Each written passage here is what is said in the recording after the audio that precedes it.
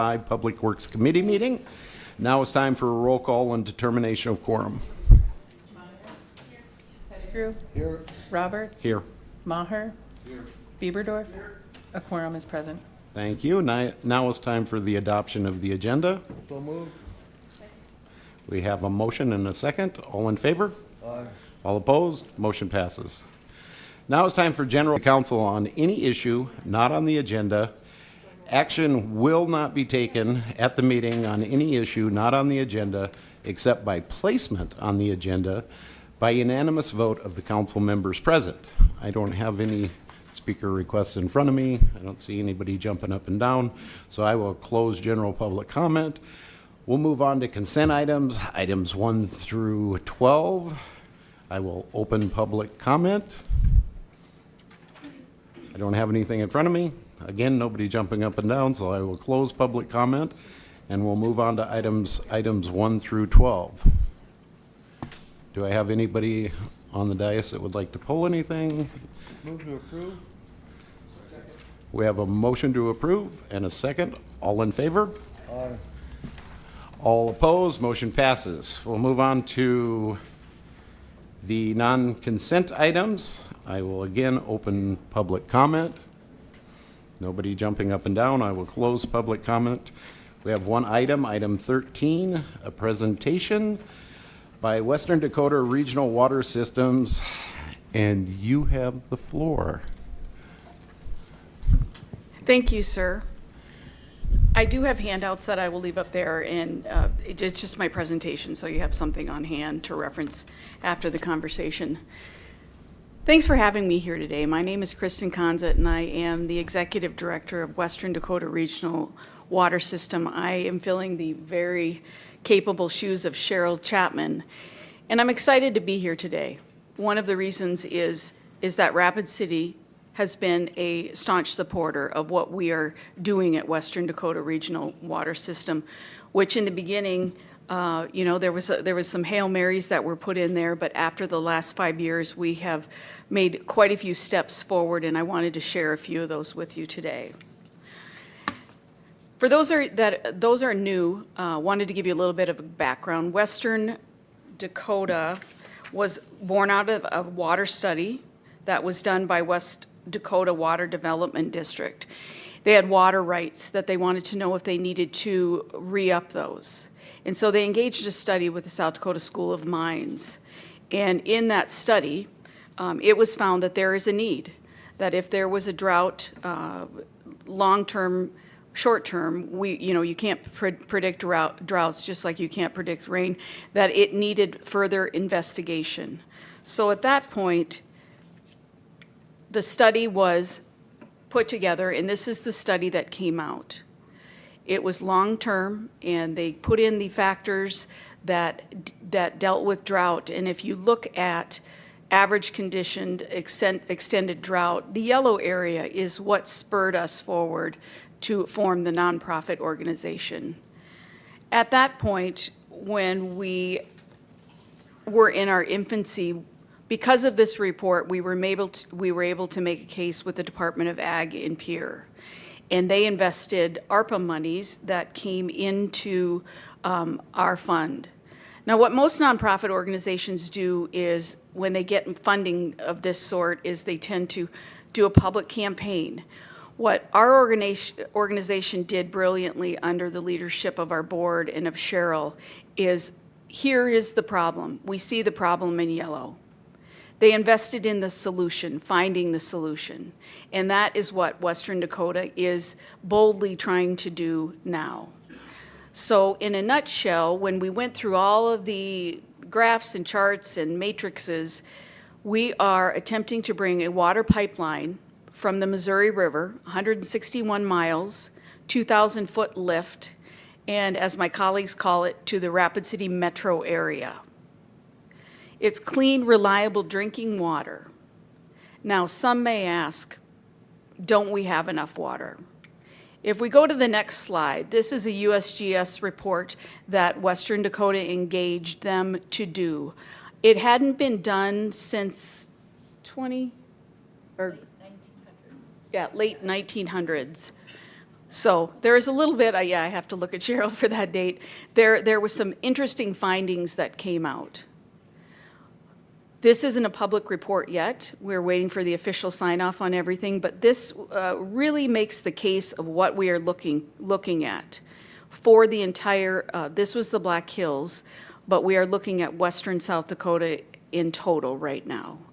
We are then engaging the same group at USGS to lay in the drought predictions over this same map. And as you can see with the recharge levels that we're talking about, and we blacked out Pennington County right there, there are some concerns there. This is a summary of what came out of the USGS. The total appropriation means exceeds annual recharge for some aquifers in certain sub-areas. I'm not going to go through each one of these with you. If you look at the map, Northern Hills looks flush with water, and they are right now. But what Western Dakota Regional Water is proposing is that we are all interconnected.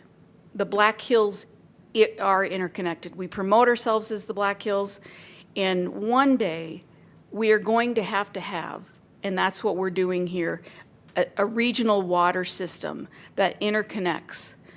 Punches down into the aquifer across the state of South Dakota are 374. 302 are in the Black Hills. So that shows you that although we all love our independence, that at some point we're going to have to work together to provide clean, reliable drinking water or water to western South Dakota. People ask, is there enough water in the Missouri River? Yes, it's 1 ounce per gallon. If you look at the Missouri River from the borders, from the northern border and to the southern border, while the Missouri River flows through the state of South Dakota, that is our resource.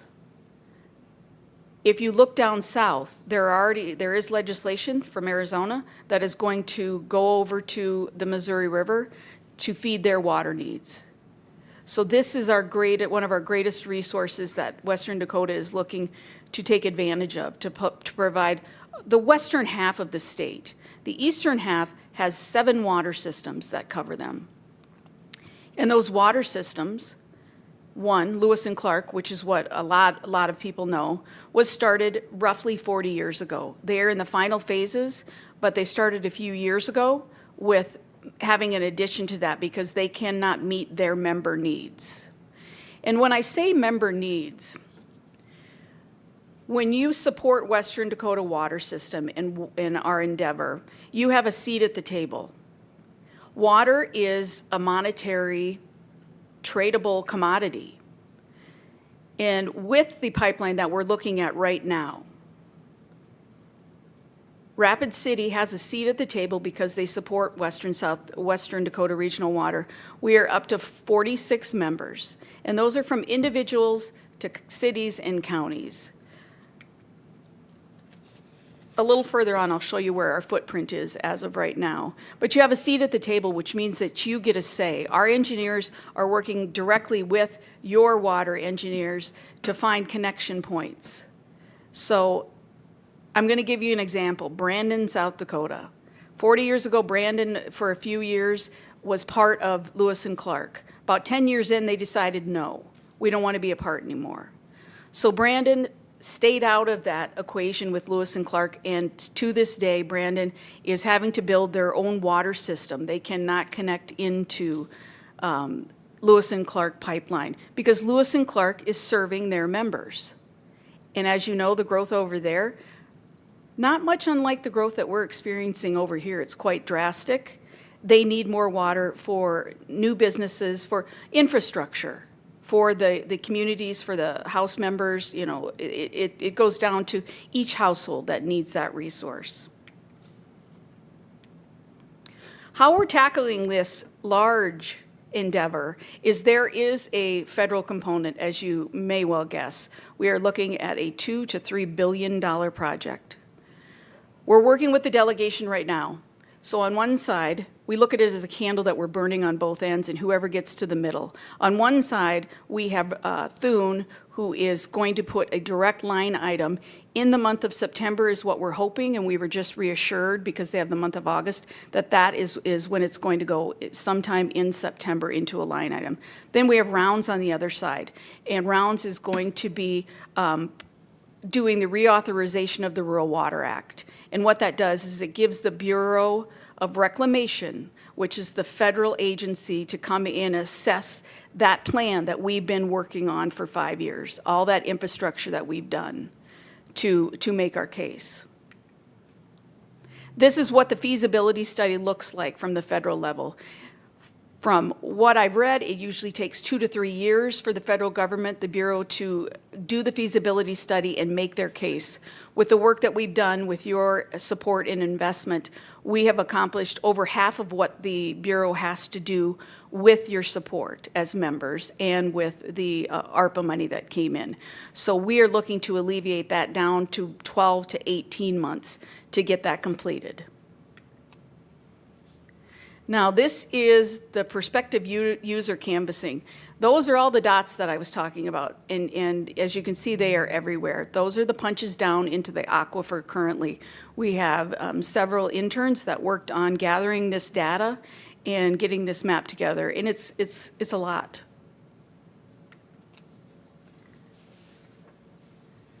So when we look at Pennington County, 63.6% of 5-county area of water is used in Pennington County. And the reason that it's important for Pennington County and the city of Rapid City to support us in our endeavor is that Western South Dakota looks to you. Believe it or not, we all love to be independent and we don't, want to join cities and all those things. But you are the high end of other counties. They do look and they do ask if Pennington and Rapid City are involved. And the water drop-off will be north, in our planning, will be north of the Rapid City area. So that will be our main area, with the treatment plant being above the Oahe Dam in Fort Pierre. Now, as members grow, more pipelines will come off of that. And we are looking to grow our members weekly. I'm always having conversations and going to meetings and doing presentations like this. I put this slide in because we're looking at the outflow of the appropriated volume by aquifer. And the interesting one, of course, is the bright maroon one. And it's showing where we're at, where we were, and where we're at now. That's quite a jump. And I can't account for it. I'm sure that as city officials, you can talk about population influx and all of those things. But this is a statistical chart that is showing that we are drawing in. It's projected that we will only get higher. Just a little bit about what we've been up to for the past 5 years. Some of you have seen this before, and I do have them in the handouts that I have here. But 2025, we secured future use water rights. So what that was is we had to go to the South Dakota legislature, and we were short 22,000 acre feet. And that's what water is measured in this capacity. So we had to secure that. Instead of just going to Department of Ag and saying 1 year we want 10,000, which we wouldn't need legislative approval, and then the next year going and asking for 10,000, we decided that the most transparent way to do this was to bring a joint resolution. And we did get the approval for the water rights. So we're roughly around 77,000 acre feet. We have raised our money with your support every year. For the money that we take in from the state, we have to have a 25% matching component, and with your assistance, we have reached that goal every year. The conceptual water treatment system is almost completed by our engineers, as well as the distribution system, and that, like I said, will be north here of Rapid City. We've also been very fiscally responsible and transparent in everything that we've done. So I think that's an important thing, and it is for people today, that we are being fiscally conservative and responsible with every dollar that is given to us. Here are our current members. And actually it's short too. Hot Springs just came in, and I believe Hill City. Is Hill City on there? Hill City just came on. So like I said, about every 2 weeks, we're adding an additional member. Here is our footprint currently. And it is my job and my pleasure to try to get members in all of the light yellow counties so that we have a fully integrated, interdependent regional water system in western South Dakota to do what those 7 water systems do on the eastern side of the state. So membership benefits. I look at the membership, and that is my primary focus with the team under me. I don't care if you're an individual member, which we do have, or you're a city or a county. It is my job to make sure that every single member gets the same opportunities, the same access. For example, Fort Pierre is a member. They are having some issues. We worked with them with designing and implementing a conservation effort there. They have not done conservation to this point. So we brought in our marketing team and we brought in our engineers to look at the numbers, and now they have a full plan in their hand for the rest of 2025. I would do that for any member. I would make sure that all the resources are available that we have. I am also an advocate for water, all of the water systems. I served in Pierre myself, so I know how important. I love western South Dakota, and I know how important it is that we come together in certain projects and have representation. And there aren't a lot of western South Dakota representation in Pierre with the water, and I also advocate federally. We do have operational and business support. Some of that we're getting into is by trade. I am a grant writer and a fundraiser, so I am working now to start locating funding sources for all of our members for their water needs. And then there's public relations and community engagement. Every time I travel, I make sure that all of our members are posted, and I'm proud to say that you are a part of that. Explanation a little bit about the funding request. In the past, you gave $100,000, and as Cheryl explained to me in the beginning, you gave us $100,000. We were a little bit shaky on where we were going and how we were going to do it, and we felt the pressure of having to meet that matching. This year, and that was for a 2-year commitment. This year, I'm asking for $50,000. And the reason being, I think it's important that I come back every year and give you, as a member, an update. So with that, I will take any questions.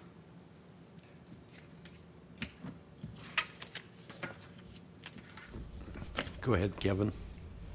Thank you.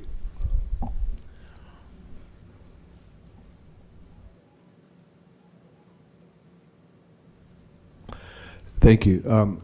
Kristen, is it still, I've heard this, and I just was going to ask you that you might be able to utilize the pumping station that was built, the building for the Oahe Irrigation Project? In 1970, the Oahe Irrigation Project, they built it right to, if you're looking at the dam, it's right to the right. It's a fully functioning station. When we did our financial and logistics analysis, to go under the Missouri River would have added about 10 million, I believe it was 10 million, to go under the Missouri River. That's not a cost that we thought were effective, because it does come back on the members. Okay, so the water will be taken out on the west side. It will be taken above the Oahe Dam, several miles up. That Okay. mini Wachonie's up there. So Okay, thank a you. tested area. Any other questions? If not, I will look for, I have a motion, if I can get a second. Second. And a second. All in favor? Aye. All opposed? Motion passes. Now, on to Alderman items. Do we have anybody that has anything they want to bring up? If not, I'll look for a motion to adjourn. So moved. Have a motion and a second. All in favor? We are adjourned. Thank you.